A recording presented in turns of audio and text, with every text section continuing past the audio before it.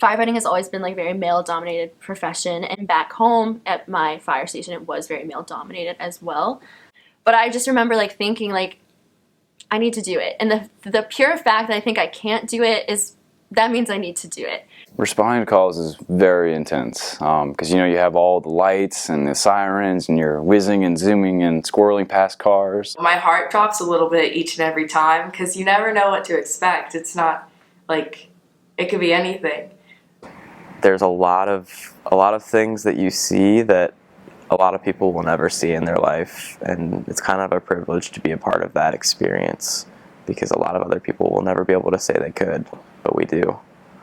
These students tend to be the leaders of the classes. They tend to be a good support for other people in their class, and they're often our stellar students. Sometimes when you're not confident with your skills, you spend all your time focusing on the skills and procedures and lose sort of the bigger perspective of what you're learning in nursing school. So often because they get to practice those skills all the time, that's sort of not an issue for them. And so they can do that, and they can open their mind to other things and getting a better sense of the big picture than the procedures in and of itself.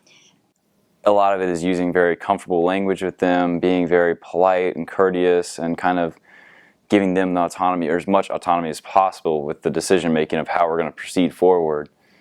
I think the biggest principle we have is just respect, knowing that we're walking into their life, they're not walking into ours, and so we have to check all of our judgments, our prejudices, our expectations at the door, and just take whatever's happening to be the truth and to be their truth. And whatever that might be, we're here to help them. I find that they bring a really unique perspective to the classroom in that they have all these experiences that are beyond the hospital walls and have seen patients and clients outside of the inpatient hospital setting, and that perspective is really valuable. They don't know what they're going into. They have no idea what to expect. Again, it's very different than the hospital setting, where even in the emergency room setting, there's usually some forewarning about what's coming. And so they have to be pretty creative. They have to depend on people on their team to have their back, so to speak. We operate as a family more because we spend 12, 13, sometimes 24 hours a week together. And even though we might not be on a call, we're still together and we're still there as a team waiting to do something. And I think having that family aspect really makes our teamwork more endearing because we can trust each other both on a call and off a call. A lot of the lessons I've learned so far in regards to firefighting and just the different situations, I think have really contributed to like how I think through problems now and kind of given me like a different perspective. I think nursing school would be a lot more intimidating. I definitely think coming from the rescue squad background has kind of prepared me for the skill set, the like health assessment, and maybe some of the emotional part of it all. Many times the letters that I get from people in the community and the phone calls and the emails, they're blown away by the level of kindness and the service that they get.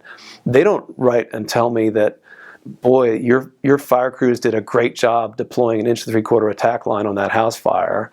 They write and say, I can't believe the care that your crew took so I could go back in the house and get my grandmother's wedding dress. I mean, and that's just phenomenal, right? I find that I prefer, doing real life things and using my hands rather than sitting in front of a textbook regardless. So I feel like if I never gotten involved with that stuff, I definitely think I would be a different kind of nursing student. And, I might always have my nose in a textbook, which is fine. And I wish I had my nose in a textbook more than I actually do. But you know how to use a chainsaw. But I know how to use a chainsaw.